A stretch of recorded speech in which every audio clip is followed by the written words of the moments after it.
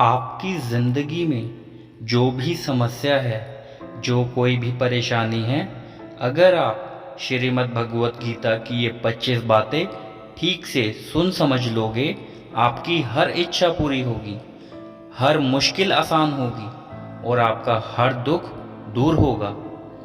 गीता का ये ज्ञान अमृत से भरा है, जो इंसान के मरे हुए मन और जीवन में एक नई जान डाल देता है। मैं गारंटी के साथ ये बात कह सकता हूँ कि जो कोई भी इन 25 बातों को ध्यान से पूरा वीडियो के अंत तक सुनेगा, उसे अपनी हर समस्या का हल मिल जाएगा, उसे वह सब कुछ मिल जाएगा जो वो पाना चाहता है।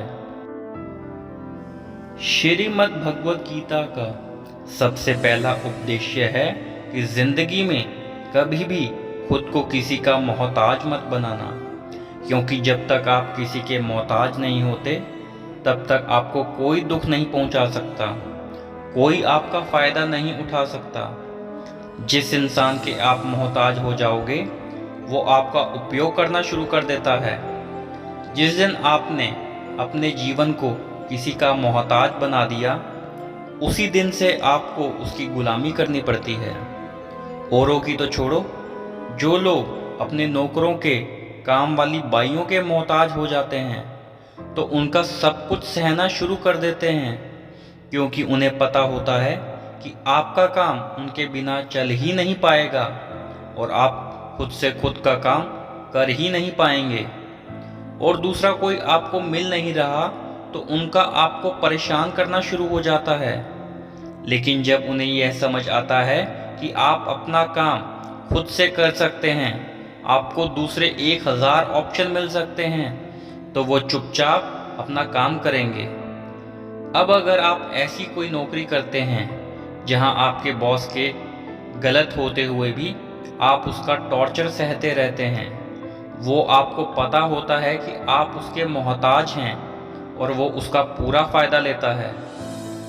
और तो और जिस घर परिवार में आप रहते हैं, अगर वहाँ भी आप किसी के मोहताज हैं तो वो आपको पूरा चूस लेता है, क्योंकि वहाँ आप 24 घंटे रहते हैं, कहीं और जा ही नहीं सकते। आपके सर पे चढ़ के नाचेगा वो इंसान और आपको पूरी तरह से अपने कंट्रोल में रखेगा। लोगों को बहुत मज़ा आता है अपने से कमज़ोर इंसान को अपने कंट्रोल में रखने के लिए। आप चाहे 1000 चीज़ें उनके लिए अच्छा करो, चाहे हर वो काम करो जिससे उन्हें खुशी मिले, पर ऐसे लोग आपकी गर्दन को दबा के रखते हैं। आप में अगर कुछ प्रतिभा है तो आपके पंख ही काट दिए जाएंगे। हर वो कोशिश की जाएगी आपके साथ जिससे आप जिंदगी में कभी आगे ही ना बढ़ पाओ। किसी का मोहताज होना मर जाने से भी बदतर होता है। मोहताजी आपको गुलाम बनाकर रख देती है। आपने कभी गौर किया है, आपकी ज़िंदगी वही लोग खराब करते हैं जिनके आप मोहताज हो जाते हैं। आपका सारा दुख वहीं से आता है जिसके आप मोहताज हो जाते हैं। मोहताजी सिर्फ शरीर या काम की नहीं होती, सबसे बड़ी मोहताजी मन की होती है। ज़िंदगी में कोई हमें चाहिए, हमें संभालने के लिए, नहीं तो हम खुश नहीं रह पाएंगे। अकेलापन लोगों से झेला नहीं जाता। फिर कई बार आप ऐसे लोगों से जुड़ जाते हैं जो आपके इस मन की मोहताजी का पूरा फ़ायदा उठाते हैं। आप उनसे रिश्ता इसलिए जोड़ते हैं ताकि आपकी ज़िंदगी में थोड़ी खुशी आए, पर वो लोग आपको खून के आंसू रुलाते हैं, आपकी पूरी ज़िंदगी नर्क बना देते हैं। याद रखना, एक बात, माँ बाप के अलावा ऐसा दुनिया में आज तक कोई पैदा नहीं हुआ है जिसके आप मोहताज हो और वो आपका फ़ायदा ना उठाए। इसलिए ज़िंदगी में कभी भी खुद को किसी का मोहताज मत बनाना। गीता का दूसरा उपदेश्य है कि जब भी ज़िंदगी में खुद को अकेला महसूस करो, तब इस सच्चाई को ठीक से समझ लेना कि आप दुनिया में अकेले ही आए थे और अकेले ही जाओगे। वास्तविकता में यहाँ कोई अपना नहीं है। एक दिन तो जो माँ बाप हमें जन्म देते हैं वो भी हमें अकेला छोड़ के चले जाते हैं, तो औरों से तो उम्मीद ही क्या रखना। यदि कोई आपका साथ छोड़ दे तो याद रखना कि वो ईश्वर सदा आपके साथ है, वो कभी आपका साथ नहीं छोड़ता। गीता में श्री कृष्ण ने अर्जुन से कहा कि चाहे कोई मनुष्य मुझे माने या ना माने, लेकिन मैं इंसान का साथ कभी नहीं छोड़ता, क्योंकि ये सब मेरी ही संतानें हैं। इंसान को ईश्वर का ही अंश कहा गया है, इसलिए मनुष्य को ईश्वर की संतान कहा जाता है। इसलिए आपको अकेलापन से कभी दुखी नहीं होना चाहिए, कभी नहीं डरना चाहिए, बल्कि किसी गलत इंसान के साथ रहने से डरना चाहिए। एक कहावत है, is something is better than nothing. एक कुछ नहीं होने से कुछ होना बेहतर है। लेकिन एक और कहावत है कि nothing is better than nonsense. Nonsense लोगों के साथ रहने से अच्छा है आप अकेले ही रहो। इसलिए गीता का ये उपदेश हर इंसान के लिए बहुत ज़रूरी है, जो खुद को अकेला समझकर दुखी हो जाते हैं। इसलिए अकेलापन से डरना, दुखी होना छोड़ दो, क्योंकि यहाँ कोई किसी का नहीं होता। गीता का तीसरा उपदेश्य है कि जीवन में जब भी कोई मुश्किल आए तो हिम्मत मत हारो, बस थोड़ा धीरज रखो। जो लोग मुश्किल वक्त में खुद को थोड़ा संभाल कर धीरज रखते हैं, वो हर मुश्किल को आसानी से पार कर जाते हैं। एक राजा अपने गुरुजी के पास गया और उसने गुरुजी से जाकर बोला, ऐसा तो राज्य में हर प्रकार की खुशहाली है, पर वक्त का कोई भरोसा नहीं है। अगर कभी ज़िंदगी में कोई मुश्किल वक्त आए, कोई बुरा वक्त आए, तो उस वक्त के लिए मुझे कोई मंत्र दीजिए गुरुदेव, कोई शिक्षा दीजिए, कोई उपदेश दीजिए कि उस बुरे वक्त से कैसे बाहर निकलना है। तो गुरुजी ने उसे एक ताबीज बांध कर दे दिया और राजा से कहा कि इस ताबीज में मैंने एक मंत्र लिख कर रखा है। जब तुम्हारी ज़िंदगी में बहुत बुरा वक्त आए और तुम्हें लगे कि इससे बुरा तो अब कुछ हो ही नहीं सकता, उस समय पे ये ताबीज़ खोल के तुम इस मंत्र को पढ़ लेना, तुम्हारे अंदर बहुत शक्ति आ जाएगी। और एक दिन ऐसा हुआ भी कि उस राजा के राज्य पे किसी दूसरे राजा ने आक्रमण कर दिया और इस राजा की ऐसी स्थिति हुई कि उसे अपना राज्य छोड़कर, पूरे शहर को छोड़कर अपने कुछ लोगों के साथ भागना पड़ा। उस समय पे राजा बहुत दुखी था, पर विचार करने लगा कि गुरुजी ने मुझे एक ताबीज़ दिया था, जब ज़िंदगी में बहुत बुरा वक्त आए तब इसे खोल कर पढ़ना, और इसके अंदर जो मंत्र लिखा हुआ है वो मेरे अंदर शक्ति भर देगा। राजा ने विचार किया कि इससे बुरा वक्त और क्या ही हो सकता है। उसने गुरुजी का दिया हुआ वो ताबीज खोलकर उसके अंदर लिखा हुआ था कि ये वक्त भी गुजर ही जाएगा। इस वचन को पढ़कर राजा के मन में एक शक्ति आई, विश्वास जागा। ये जो बुरा वक्त है ये भी दिखने वाला नहीं है, ये भी निकल ही जाएगा। इसलिए मुझे हिम्मत नहीं हारनी, वापस से अपनी सेना खड़ी करनी है। और उस राजा ने वापस से अपने सैनिकों को जमा करके अपनी सेना को खड़ा किया और उस राजा पर हमला करके अपना राज्य वापस प्राप्त किया। तो जिंदगी में इस स्थिति चाहे कितनी भी बुरी क्यों ना हो, वो हमेशा के लिए नहीं रहने वाली, वो भी एक दिन गुजर ही जाएगी। वक्त चाहे कैसा भी हो, एक दिन ज़रूर बदल जाएगा। हमारी ज़िंदगी में ना जाने कितनी बार दुख आए, कितनी बार मुश्किल वक्त आया, लेकिन हम हर बार निकल जाते हैं। वैसे ही आपकी ज़िंदगी में जब कोई मुश्किल वक्त आए, बुरा वक्त आए, तो मन में यह विश्वास रखना कि ये वक्त भी एक दिन ज़रूर गुजर ही जाएगा। इसलिए अपनी हिम्मत मत हारो। अगर आपके अंदर धीरज है तो आप बुरे से बुरे वक्त को भी ज़रूर पार कर जाओगे। श्रीमद् भगवत गीता का चौथा उपदेश्य है, जब कोई आपके साथ धोखा या छल करे तो उसको कोसना या दुखी होना छोड़ दो, बल्कि उससे शिक्षा लो। लोग असलियत में वैसे नहीं होते जैसा आप उन्हें समझ लेते हैं। यहाँ पर ना लोग अपने मुंह पर मुखौटा लगाकर घूमते हैं। यहाँ हर इंसान खुद को अच्छा दिखाने की कोशिश करता है, अच्छा बनने की कोशिश कोई नहीं करता। आप किसी के साथ थोड़ा गलत व्यवहार करके तो देखो, उसका असली रंग सामने आ जाएगा। या फिर जब आपकी ज़िंदगी में कुछ मुश्किल वक्त आएगा, तभी आपको उसका असली रंग देखने को मिल जाएगा। इसलिए किसी पे भी जल्दी से भरोसा नहीं करना चाहिए, किसी से भी इतनी उम्मीद नहीं लगानी चाहिए बाद में हमारा दिल ही टूट जाए। क्योंकि दुनिया के ये लोग ना कभी किसी के हुए हैं और ना कभी किसी के होंगे। अपना दिल उस ईश्वर को समर्पित कर दो, फिर देखना आपका दिल कोई नहीं दुखा पाएगा। श्री कृष्ण ने अर्जुन से गीता के 12वें अध्याय भक्ति योग में कहा है, हे अर्जुन, अपना मन, अपनी बुद्धि, अपना दिल मुझ में लगा दे, फिर देखना तेरा दिल कोई नहीं दुखा पाएगा, कोई तेरा दिल नहीं तोड़ पाएगा।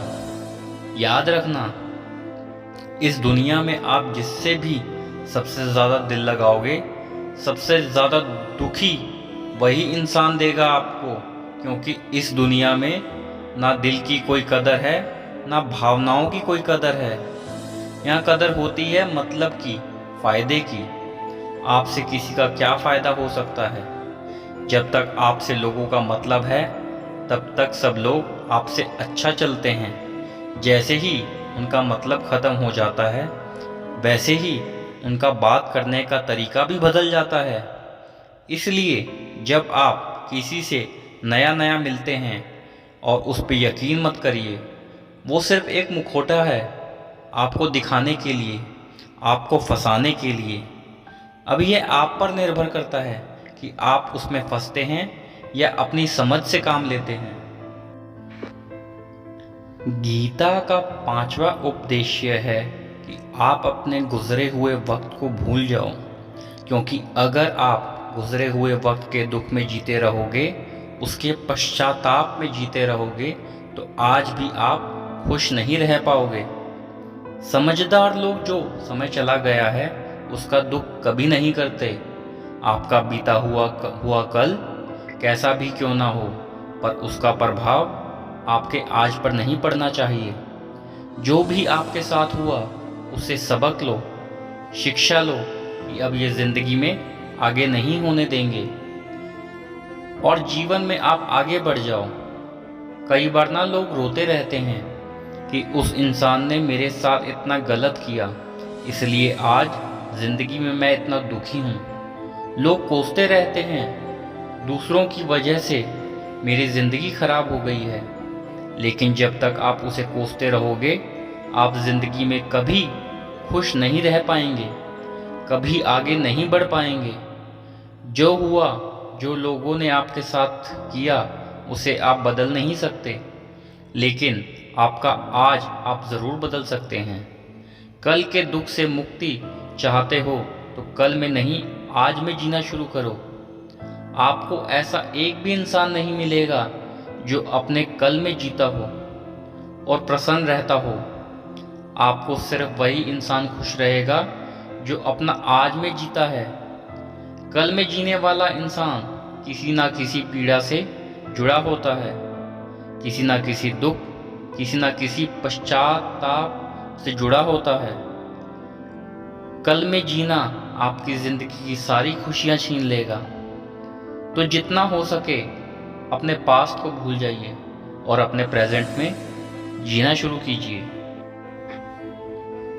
श्रीमद् भगवत गीता का 6वां उपदेश्य है, ये प्रेम उसी से करो जो आपके प्रेम के लायक हो। जिसे आपके प्रेम की कदर नहीं, उससे जितना दूर रहो उतना अच्छा होता है।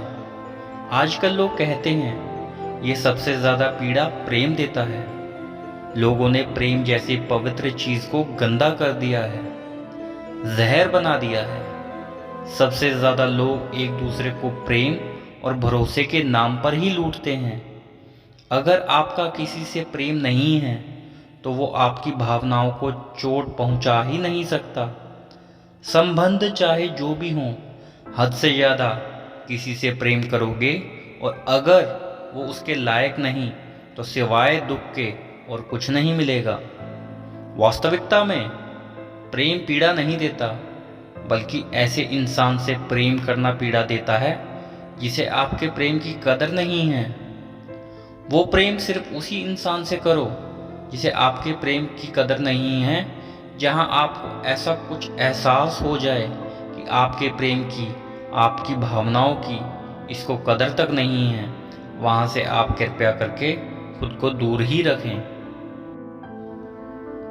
गीता का 7वां उपदेश है कि हमारे रिश्तेदार ही हमसे सबसे ज़्यादा जलते हैं। हमारी सफलता से सबसे ज़्यादा दिक्कत हमारे रिश्तेदारों को ही होती है। बाहर वालों को कोई फर्क नहीं पड़ता कि आपकी ज़िंदगी में क्या हो रहा है, और जो आपके रिश्तेदार होते हैं उनकी ना पूरी नज़र रहती है आपकी ज़िंदगी पर।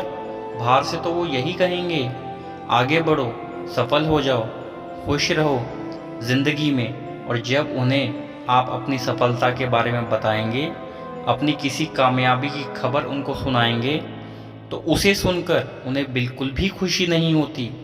कई बार सारी दुनिया आपको पसंद करती है, आपके काम की तारीफ करती है, लेकिन आपकी कदर आपके घर में ही नहीं होती। महाभारत का युद्ध बाहर के लोगों में नहीं हुआ था, ये भाइयों की आपस की लड़ाई थी। पांडवों के हर सुख से दुर्योधन जलता था। जब भी पांडव किसी काम में सफल होते थे, उससे बिल्कुल भी बर्दाश्त नहीं होता था। दुर्योधन हर कोशिश करता था पांडवों को नीचा गिराने की, जितना हो सके उन्हें दुखी करने का। और वही भाइयों की आपसी जलन महाभारत के युद्ध की वजह से हुई, जिसमें ना जाने कितने अनगिनत लोग मारे गए। बाहर वाले को क्या फर्क पड़ता है कि आप कैसी जिंदगी जीते हैं, लेकिन ये जो लोग, ये जो रिश्तेदार होते हैं, ये जो करीबी लोग होते हैं, इन्हें आपकी खुशी बर्दाश्त हो जाए। सबसे खतरनाक होते हैं लोग, क्योंकि ये बाहर से बहुत मीठा चलते हैं, आपको अच्छे अच्छे शब्द कहते हैं, लेकिन आपको पीठ पीछे या आपसे जरा भी खुश नहीं होते। इसलिए किसी को भी अपना समझने से पहले आप ये ज़रूर चेक कर लो कि वो सच में आपका अपना है या सिर्फ अपनेपन का दिखावा हो रहा है। गीता का 8वां उपदेश है कि आज के युग में बहुत ज़्यादा अच्छे मत बनो, नहीं तो ये दुनिया आपको लूट के कंगाल कर देगी। पांडवों की कहानी हमें शिक्षा देती है कि ज़्यादा अच्छा बनना आपको कई बार बहुत दुख दे सकता है। जो पांडव हमेशा धर्म पर चलते थे, कभी कोई गलत काम नहीं किया, लेकिन उनका सारा राजपाट चला गया। उनकी पत्नी को भरी सभा में नंगन करने की कोशिश की गई। भिक्षा लेकर के उन्हें अपनी ज़िंदगी गुजारनी पड़ी। कारण क्या था? वो कुछ ज़्यादा ही अच्छे बने रहे। ये तो तब की बात है, और आज की दुनिया तो और बदल चुकी है। लोग ना अच्छे इंसान को इज्जत कम देते हैं, बल्कि उसका इस्तेमाल ज़्यादा किया जाता है। अगर आप भी लोगों के साथ अच्छा चलते हैं तो आप इस चीज़ को खुद अनुभव कर पाएंगे। हम जितना लोगों के साथ अच्छा चलते हैं, लोग आपके साथ उतना गलत व्यवहार करते हैं। लोग आपका उतना ज़्यादा इस्तेमाल करते हैं।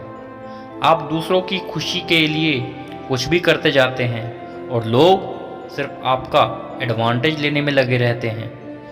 इसलिए आज के ज़माने में खुश रहना है ना, तो बहुत ज़्यादा अच्छे मत बनो। इसका मतलब ये नहीं है कि आप बुरे इंसान बन जाओ। आप अपनी नज़र में अच्छे बनते रहो, और दुनिया की नज़र में अच्छे बनने की कोशिश कभी मत करना। गीता का 9वां उपदेश है कि जहाँ आपके लिए प्रेम और इज्जत नहीं है, वहाँ कभी मत जाओ। महाभारत का युद्ध शुरू होने से पहले श्री कृष्ण हस्तिनापुर गए थे, पांडवों की तरफ से शांति प्रस्ताव लेकर के। तब शकुनी ने दुर्योधन से कहा ये कृष्ण बड़ा मायावी है, अगर ये हमारे पक्ष में आ जाए तो समझ लो पांडव हार ही गए। तो इसकी सेवा करो, इसको अपने घर आने का निमंत्रण भेजो, इसे खुश करो। जब श्री कृष्ण हस्तिनापुर पहुंचे तो दुर्योधन ने उन्हें अपने घर आने के लिए कहा और श्री कृष्ण से कहा, आप मेरे घर पे रहिए, मेरा आतिथ्य स्वीकार कीजिए, मेरे घर में भोजन कीजिए। तो श्री कृष्ण ने दुर्योधन से कहा कि दुर्योधन, इंसान को किसी के घर तभी भोजन करना चाहिए, तभी जाना चाहिए, या तो उससे बहुत प्रेम हो या तो हमारे जीवन में कोई बहुत बड़ी आपत्ति आ गई। ना तो मेरी जिंदगी में कोई आपत्ति आई है और ना ही तुम्हारा मुझसे कोई प्रेम है, तो तुम्हारे घर तो मैं कभी नहीं आऊँगा।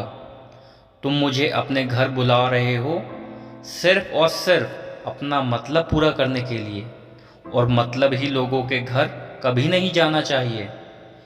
इसलिए इससे हमको ये शिक्षा मिलती है कि जिसके दिल में आपके लिए प्रेम नहीं है, इज्जत नहीं है, वहाँ आपको कभी नहीं जाना चाहिए। आपको सिर्फ उसी जगह रहना चाहिए जहाँ आपकी कदर हो, आपको इज्जत मिले और जहाँ आपको प्रेम मिले। गीता का 10वां उपदेश्य है कि कभी भी अपने धन, अपने पद और बल का अभिमान नहीं करना चाहिए। दुर्योधन को बहुत अभिमान था कि मेरे पास भीष्म पितामह और दुर्योधन जैसे आचार्य और कर्ण जैसे योद्धा बैठे हैं, तो ये पांडवों को तो मैं यूं ही मसल के रख दूंगा। अपने धन का अभिमान था, अपने पद और शक्ति का अभिमान था, लेकिन वो अभिमान ही एक दिन उसके सर्वनाश का कारण बना।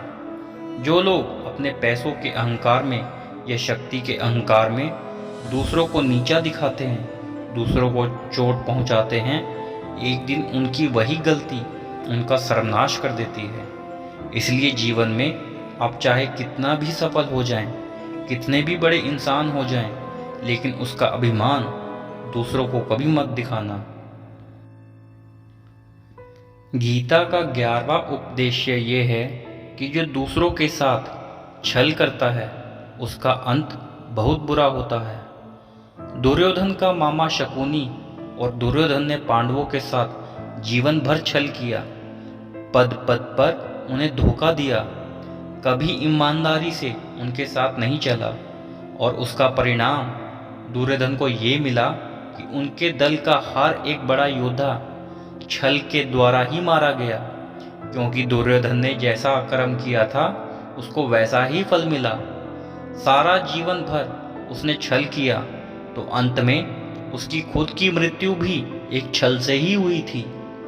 इसलिए कोई अगर खुद को बहुत ज़्यादा चालाक समझता है कि दूसरे को धोखा दे दिया है, दूसरे को बेवकूफ़ बना दिया है, एक दिन कोई आएगा उसकी ज़िंदगी में जो उसको भी धोखा देगा, क्योंकि कर्म सबके चेहरे याद रखता है। जो जैसा कर्म करता है उसको वैसा फल ज़रूर मिलता है। गीता का 12वां उपदेश्य है कि जो इंसान आपको बार बार चोट पहुंचाए उसे कभी माफ़ नहीं करना चाहिए। युधिष्ठिर ने दुर्योधन को बार बार माफ़ किया और उसका परिणाम ये हुआ कि उन्हें अपनी ज़िंदगी में बहुत बड़े दुखों का सामना करना पड़ा। वो इंसान अगर एक बार गलती करे तो माफ़ करना फिर भी ठीक है, लेकिन कोई अगर बार बार गलती करे उसे माफ़ करना आपको बहुत ज़्यादा नुकसान पहुंचाएगा, क्योंकि वो गलती नहीं हो रही है उससे, वो उसकी आदत है, वो ऐसा ही है, वो हमेशा आपके साथ ऐसा ही करेगा। तो बहुत ज़्यादा दयालु मत बनो। किसी को माफ़ करने में और बेवकूफ़ी बनाने में बहुत बड़ा अंतर होता है। किसी को अगर एक बार आप माफ़ कर रहे हो तो उस इंसान से आप ज़रूर सावधान रहना। कहते हैं आजमाए हुए को फिर आजमाना मिट्टी मुंह में डालने के बराबर होता है। जिसे धोखा खाया है, जिससे आपको तकलीफ़ मिली है, उस पे भरोसा गलती से भी मत करना। तो माफ़ उतना ही करो जितने में आप बेवकूफ ना बनो। गीता का अगला उपदेश्य है कि अपनी खुशी और अपना दुख हर किसी के आगे जाहिर नहीं करना चाहिए, क्योंकि लोग आपकी खुशी पर नज़र लगा देते हैं और आपके दुख में आपकी हंसी उड़ाने लगते हैं। आपकी खुशी से कोई खुश नहीं होता, लोगों को जलन होती है। हर आंसू आंख में लाया ना करो, हर जख्म सबको दिखाया ना करो। यहाँ लोग हाथ में नमक लिए फिरते हैं, इसलिए अपना हर दर्द सबको दिखाया ना करो। लोग तो बैठे ही हैं दुखी इंसान को और दुखी करने, और जो खुश है उसको तकलीफ पहुंचाने के लिए। रही मन निज मन की व्यथा, निज मन राखो रे। अपने मन की हालत अपने तक ही रखो, सिर्फ उसे बताओ जिसे उसे समझने की समझ हो। गीता का 14वां उपदेश्य है, आप चाहे कितने भी अच्छे हो, लेकिन अगर बुरे लोगों के साथ रहोगे तो आपका भी वही हाल होगा जो बुरे लोगों का होता है। भीष्म पितामह एक ब्रह्मचारी थे, धर्मात्मा थे, लेकिन वो अधर्म के पक्ष में खड़े हो गए। द्रोणाचार्य भी एक ब्राह्मण थे, लेकिन वो अधर्म के पक्ष में खड़े हो गए। तो अंत में उनका वही हाल हुआ जो एक अधर्मी इंसान का होता है। उनको मृत्यु के समय भयानक पीड़ा का सामना करना पड़ा।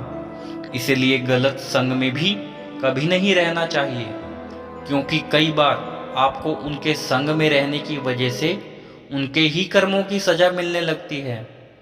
फिर आपको समझ नहीं आता कि मैंने तो कुछ किया भी नहीं है, मैं तो खाली उनके साथ रहता हूँ, मुझे दुख क्यों मिला। बुरे लोगों का संग आपकी जिंदगी में कभी खुशी नहीं लाएगा, इसलिए हमेशा अच्छे संग में रहना चाहिए। गीता का 15वां उपदेश्य है कि मूर्ख और दुष्ट लोगों को कभी ज्ञान नहीं देना चाहिए, इससे उनके अहंकार को चोट लगती है और वो आपके लिए मन में वैर भाव रख बैठ जाते हैं और वक्त आने पर आपको ही नुकसान पहुंचाते हैं। गीता का 16वां उपदेश्य यह है कि किसी से भी हद से ज्यादा लगाव कभी मत रखना। दुर्योधन के पिता धृतराष्ट्र का राजगद्दी से बहुत लगाव था। राजगद्दी के आगे उन्हें कुछ भी दिखाई नहीं देता था और गद्दी के लिए उनका वो हद से ज्यादा लगाव और मोह पूरे राष्ट्र को ले डूबा, अनगिनत लोगों की मौत का कारण बन गया। आप भी जब ऐसे ही किसी के पीछे हद से ज्यादा पागल हो जाते हैं तो वो चीज आपको मिले या ना मिले, लेकिन आपकी जिंदगी जरूर खराब कर देती है। गीता का 17वां उपदेश्य है, ये क्रोध मनुष्य का सर्वनाश कर देता है।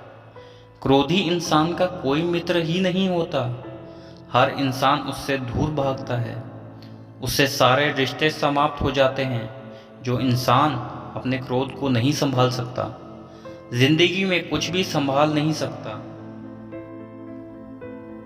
गीता का 18वां उपदेश्य है, अपने मन को शांत रखना सीखो, क्योंकि अशांत मन जीवन में सिवाय दुख के और आपको कुछ नहीं देने वाला, और एक शांत मन आपको जीवन में प्रेम और आनंद ही देगा। दुख और सुख सिर्फ शांत और शांत मन के परिणाम हैं। अशांत मन दुख को ही जन्म देता है और शांत मन परमानंद को जन्म देता है। गीता का 19वां उपदेश्य है, आपकी आंखों से सच देखने वाली बात पर भी एकदम से जल्दी भरोसा नहीं करना चाहिए। ऐसी बहुत कहानियां आपने सुनी होगी कि कई बार आंखों से दिखने वाली बात भी सच नहीं होती, इसलिए भरोसा करने में कभी भी जल्दबाजी मत करना। गीता का 20वां उपदेश्य यह है कि लोगों में अपना सहारा ढूंढना छोड़ दें। सबसे बड़ी आपके मन की यही कमजोरी होती है कि आप दूसरों में सहारा ढूंढते हैं और यही चीज़ आपको कमज़ोर बनाती है। यही चीज़ आपका खुद में विश्वास कम कर देती है। जो लोग सोचते हैं ना कि ये तो मेरा सहारा है, ये तो मुश्किल वक्त में मुझे काम आएगा, वही लोग मुश्किल वक्त में सबसे ज़्यादा दुखी और अकेले पड़ जाते हैं। आप सिर्फ ईश्वर को अपना सहारा बनाओ। देखना, जब भी कोई मुश्किल आएगी ना, वो किसी ना किसी को आपकी मदद के लिए भेज ही देंगे। दुनिया को सहारा मत बनाओ कि वो खुद अपने लिए ही सहारा ढूंढ रहे हैं। वो आपका सहारा कैसे बनेंगे? दोस्तों, अपना सहारा दुनिया को नहीं, ईश्वर को बनाना चाहिए। गीता का 21वां उपदेश्य है कि बहुत ज़्यादा मीठे बोलने वालों से और ज़्यादा तारीफ करने वालों से सावधान रहना चाहिए, क्योंकि लोग मीठा सिर्फ तभी बोलते हैं जब उनको आपसे अपना मतलब निकालना होता है। आपकी तारीफ ये सिर्फ तभी की जाती है जब उन्हें आपसे अपना काम निकालना होता है। याद रखना कि तारीफ आपको ज़िंदगी में कभी भी फ्री में नहीं मिलने वाली।